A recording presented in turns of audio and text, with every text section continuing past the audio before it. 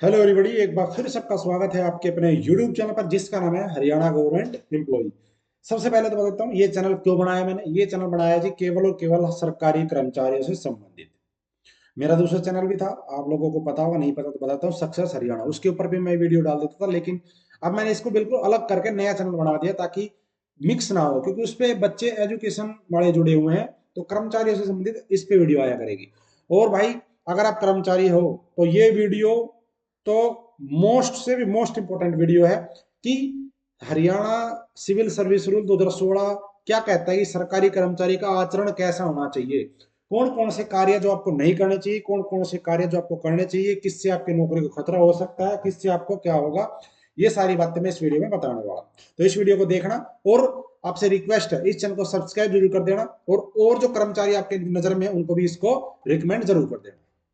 अब बात करते हैं इस वीडियो में। देखो, मैंने एक वीडियो बना दी है, हरियाणा सरकार के जो कर्मचारी उसका आचरण कैसा होना चाहिए। वो वीडियो अगर नहीं देखी है देख लेना, क्योंकि इस वीडियो को सारे पार्ट आपको देखने पड़ेंगे, सभी में रूल बताए गए। इस सारी वीडियो मिल जाएगी, या फिर जब ये वीडियो खत्म होगी तो स्क्रीन पे आपको इधर मिल जाएगी, ठीक है।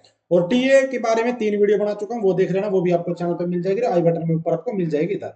देखो, 4 नंबर रूल हमने कर लिया था, आज जी 5वां रूल। 5वां रूल क्या कहता है कि कार्य और आचरण जो कदाचार की श्रेणी में आते हैं, मतलब कि वो कार्य जो गलत हैं, जो आपके नहीं करने हैं, जिससे आपको खतरा हो सकता है नौकरी का, या आप सस्पेंशन वगैरह जो भी है वो आपका हो सकता है, तो ये जो कार्य है ये नहीं करने चाहिए। कैसे, सुनो। पहला पॉइंट क्या कहता है, पहला रूल क्या कहता है, पांच पांच रूल का सब रूल कह सकते हैं इसको, कि वरिष्ठ मतलब जो आपके सीनियर है वो कोई भी हो सकता है, वरिष्ठ के किसी विधि संगत और युक्त आदेश की जानबूझकर अवज्ञा या आज्ञा उल्लंघन, चाहे अकेले या अन्यों के साथ संयुक्त रूप से, मतलब ऐसा कोई कार्य है जो बिल्कुल सही है, मतलब वो कानून की दृष्टि से सही है, या वो एक तरीके से सही है, युक्त मतलब उसका कोई ऐसा गलत नहीं है कि वो कार्य गलत है, करने लायक नहीं है, यानी कि जो कार्य करने के लायक है, अगर उस आदेश की आप जानबूझकर अवज्ञा करते हो, हाँ, वो काम नहीं जो आपका नहीं है। अगर आपको ऐसा काम दे दे कि वो आपका है ही नहीं, वो आप मना कर सकते हो, लेकिन ऐसा कोई कार्य ना हो कि आप बिना सोचे समझे मना कर दो, चाहे वो आप जानबूझकर करो, चाहे आप बिना, आपको मतलब कि एक तरीके से धोखा, मतलब आपको पता ना हो कि ये काम मेरा नहीं था, मैंने मना कर दिया। तो दोनों तरीके से अगर आप मना करते हो, चाहे अकेले में करो, चाहे आप एक अपना ग्रुप बना करके मना करो, वो कदाचार की श्रेणी में आएगा, उसके ऊपर आपकी कार्रवाई हो सकती है। पहला पॉइंट ये है। दूसरा, अविश्वास या विश्वासघात या अविश्वसनीयता, चोरी या धोखा या सरकारी क्रियाकलापों या ऐसी संपत्ति को संभालने के संबंध में बेईमानी। मतलब कुल मिला के ये है कि आपने किसी भी प्रकार की करप्शन करने की कोशिश करी, या को आपने करप्शन किया, तो वो भी कदाचार की श्रेणी में आएगा, उसके लिए आपके ऊपर कार्रवाई हो सकती है। तीसरा पॉइंट, विधि या बल रखने वाले किसी विधि नियम के उपबंधों की उल्लंघना में हड़ताल, धरना, घेराव, काम रोकना या काम रोकने संबंधित अन्य को उकसाना। मतलब क्या है, जो हड़ताल वगैरह होती है वो इलीगल होती है, मतलब वो रूल के विरुद्ध होती है, लेकिन फिर भी करते हैं कर्मचारी, ठीक है। क्यों? क्योंकि अगर आपके पास स्ट्रेंथ है, आपके पास ताकत है, तो हड़ताल में जाने से आपको मतलब नुकसान नहीं होने देगी। हड़ताल के जो यूनियन के जो कर्म पदाधिकारी है, जो लीडर है आपके, अगर आपकी यूनियन में दम है तो वैसे ये हड़ताल में आपको पता होगा हाजिरी वगैरह लेते हैं, अटेंडेंस मांगते हैं कि कौन कौन हड़ताल में शामिल है, कार्रवाई करेंगे, ये करेंगे, लेकिन वो एक अलग बात है कि नहीं हो पाती है, क्योंकि वो स्ट्रेंथ होती है वहां पे, लेकिन वो रूल के अनुसार गलत होता है। अकॉर्डिंग टू रूल बात कर रहा हूं मैं आज को, एक्चुअल में क्या होता है वो अलग बात है, लेकिन रूल के अनुसार वो गलत है, वो कदाचार माना जाएगा आपका। अच्छा, कार्यालय समय के दौरान या उसके बाद, देखो वीडियो लंबी हो सकती है, लेकिन मैं कोशिश करूंगा 10 से 15 मिनट से ज्यादा की वीडियो ना बनाऊं, इसके बाद में दूसरी वीडियो बनाऊंगा, चाहे उसमें एक ही रूल आ पाए। तो कार्यालय समय के दौरान या उसके बाद स्थान पर घोर नैतिक कदाचार, अनुशासनहीनता, विध्वंसक कार्य, दंगे, उपद्रवी, मतलब आपने सुना होगा सरकारी कर्मचारी हमेशा दंगे वगैरह से दूर रहता है, सुना होगा ना आपने कि भाई दूर रहो, एफआईआर वगैरह में नाम नहीं होना चाहिए। तो जो काम गलत है, अनुशासनहीनता, आप कहीं जाके तोड़ फोड़ मचा दो, किसी घर में कब्जा कर लो, ये सारे कार्य गलत होते हैं। तो अगर आप सरकारी कर्मचारी हो तो आप इन चीजों से दूर रहना, क्योंकि ये गलत होता है, तो कदाचार की श्रेणी में आएगा। 5वां पॉइंट, कार्यस्थल पर कार्य समय के दौरान या बाद में दंगे तथा उपद्रवी व्यवहार, मतलब कि आप ड्यूटी के टाइम पे या ड्यूटी के बाद अगर आप कुछ ऐसा व्यवहार करते हो कि वो दंगे की श्रेणी में आए, वो भी आपका कदाचार माना जाएगा। छठा पॉइंट, उपेक्षा की इस कोटि में आने वाले कार्य या कर्तव्य की लापरवाही या उपेक्षा। मतलब कि कोई ऐसा कार्य है जिससे आपकी उपेक्षा, आपसे कोई उपेक्षा हो, आप कर्तव्य में कि आपसे ये उपेक्षा थी हमें कि आप ये काम अच्छे से करोगे, लेकिन आपने कर्तव्य में लापरवाही बरती, ठीक है, यानी कि जो आपसे उपेक्षा ना हो उस तरह का कार्य करना, वो भी कदाचार माना जाएगा। कार्य कर्तव्य की अभ्यासिक लापरवाही या उपेक्षा, मतलब कोई ऐसा कार्य है जैसे कि क्लर्क है, उसको बिल का काम दे दिया और उसमें उसने कोई लापरवाही करी तो उसके ऊपर भी कार्रवाई हो सकती है। समझ गए? एक मैंने एग्जांपल दिया क्लर्क का, वैसे कोई भी पोस्ट हो सकती है वो, कि उससे संबंधित कोई कार्य ऐसा था और उसने उसमें लापरवाही की तो वो भी उसका कदाचार माना जाएगा।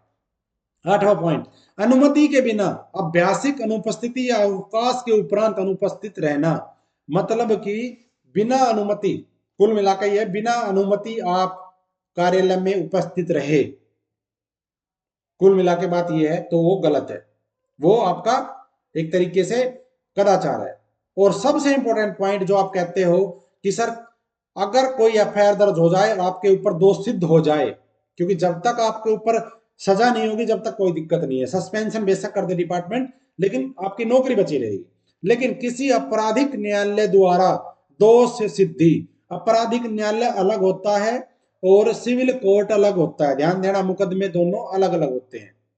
एक आपराधिक क्रिमिनल केस, एक होता है सिविल केस, तो दोनों अलग अलग है। तो इसमें किसी आपराधिक न्यायालय द्वारा दोष सिद्धि, मतलब आपके पास दोष सिद्ध हो गया कि आपने ये काम किया है, आपको सजा हो गई या जो भी है, तो आपका वो कदाचार माना जाएगा। अगला देखो, किसी कर्मचारी का कार्य या आचरण कदाचार की श्रेणी में हो सकता है। ये पॉइंट तो है ही है जो कदाचार की श्रेणी में आते हैं। अब कुछ नीचे भी दिए गए हैं, ये देखो यहां से, यदि कार्य या आचरण नियोजक विभाग के हितों या नियोजक विभाग की ख्याति के लिए हानिकारक, मतलब आप ऐसा कोई कार्य कर दो कि आपके विभाग की ख्याति, विभाग की जो इमेज है उसको बट्टा लगे, उसको धक्का पहुंचे, तो वो भी आपका कदाचार माना जाएगा, चाहे बेशक वो आपके अनुसार सही हो, लेकिन ऐसा कोई कार्य कि जिससे आपके विभाग की छवि को नुकसान हो, वो कदाचार होता है। वो हर विभाग का अलग होता है कि भाई किस विभाग की किस तरह की छवि है। दूसरा, यदि कार्य या आचरण, मैं इसको पढ़ के डायरेक्ट बता देता हूं आपको वरना लंबी हो जाएगी वीडियो। अच्छा, ये पॉइंट कहता है कि ऐसा कोई कार्य है जो आपके शांतिपूर्ण निर्वहन करने में परस्पर विरोधी हो, मतलब आपने सुना होगा ना कि कॉन्ट्रोडिक्शन कहीं पे हो जाए, ऐसा कोई कार्य है कि जो आपका कार्य करने में, शांतिपूर्ण निर्वहन करने में विरोध उत्पन्न करे, वो कार्य भी कदाचार माना जाएगा। अगला पॉइंट है कि आपने कोई ऐसा, आपका कोई आचरण ऐसा या आपने कोई ऐसा कार्य कर दिया कि जो आपका सेवा में बनाए रखने के लिए गलत है, यानी कि आपका अगर सेवा में रखती है सरकार या डिपार्टमेंट आपको सेवा में रखता है उस कार्य करने के बाद, तो वो असुरक्षित लग सकता है कि भाई अगर हमने इस रखा तो ये असुरक्षित है, तो वो भी आपका कदाचार माना जाएगा। यदि कर्मचारी का कार्य या आचरण इतना अत्यधिक अनैतिक है कि सभी समझदार मनुष्य कहे कि कर्मचारी पर विश्वास नहीं किया जा सकता, ये पॉइंट ऐसा है जिससे आपको मतलब किसी भी कर्मचारी को अगर पीछे पड़ जाए, पूरा ही विभाग किसी के पीछे पड़ा जाए, तो इस रूल के अनुसार आपको दिक्कत हो सकती है। कैसे? आपने सभी आपके डिपार्टमेंट के जो भी बंदे हैं वो सारे ये कहते हैं भाई ये आदमी इतना गलत है, इतने गलत काम करता है कि ये विश्वास इस पे हो ही नहीं सकता, तो आपके कदाचार की श्रेणी में आपको गिना जाएगा कि आप गलत हो और आपके ऊपर विश्वास नहीं करेंगे हम कि आप कर्मचारी कहलाने के लायक हो। ऐसा कोई भी कार्य आप गलत इतना बुरा कर दो। अच्छा, अगला, यदि कर्मचारी का कार्य आचरण ऐसा हो कि विभाग अपने सरकारी कर्मचारी पर विश्वास नहीं कर सकता, यानी कि आपकी इमेज ऐसी बन गई कि आपके ऊपर आपका जो विभाग है वो विश्वास नहीं कर सकता कि आप ईमानदारी से काम कर सकते हो, तो भी वो कदाचार की श्रेणी में। मतलब ये रूल ऐसे हैं जो अकॉर्डिंग टू कंडीशन किसी भी तरीके से आपके ऊपर थोपे जा सकते हैं, इनका फिक्स डेफिनेशन नहीं निकल के आएगी, वो डेफिनेशन अपने हिसाब से करके आपके ऊपर कार्रवाई कर देंगे। यदि कर्मचारी का कार्य या आचरण ऐसा है कि वह अपने कर्तव्यों का निर्वहन समुचित रूप से न करने के लिए प्रलोभन के समक्ष प्रकट करता है, मतलब कुल मिलाकर रिश्वत वाली बात आ गई कि करप्शन, आप अपना काम करने के लिए प्रलोभन वगैरह का सहारा ले रहे हो, तो वो भी कदाचार माना जाएगा। यदि कर्मचारी निंदात्मक है या यदि वह अपने नियोजन के स्थान पर शांति भंग करता है, मतलब कि कोई आप ऐसा कार्य करते हो कि जहां पे आप काम करते हो वहां पे आप शांति भंग कर रहे हो और लोगों की भी अपनी भी, कोई ऐसा कार्य करके जिससे और लोग ये कहे जी ये जो ऑफिस में रहेगा तो शांति भंग रहेगी, तो उस टाइप का कार्य भी आपका कदाचार में आएगा। यदि वह इस स्तर तक अपमान करने वाला या अवज्ञाकारी है, जैसे नियमक या कर्मचारी संबंध जारी रखना परस्पर विरोधी हो, मतलब कि आप अपने से बड़े जो सीनियर हो उनका आप इंसल्ट करते हो, अपमान करते हो, उनकी बिल्कुल भी आदेश की पालना नहीं करते हो, तो वो भी आपका कदाचार माना जाएगा। अच्छा, यदि कर्मचारी जिस कार्य के लिए लगाया गया है और के संबंध में अभ्यास, यानी कि आपको किसी कार्य के लिए, जिस कार्य के लिए आपको लगाया गया है और आप उसमें लापरवाही बरत रहे हो, आप उसके प्रति लापरवाह हो, तो भी आप कदाचार की श्रेणी में आओगे। लास्ट पॉइंट इस वीडियो का, छठा पॉइंट अगला बताऊंगा बाद में। इंपॉर्टेंट पॉइंट है, महिलाओं से संबंधित है कि आपके ऑफिस में जो सरकारी कर्मचारी महिला है उससे किस तरह का व्यवहार होना चाहिए।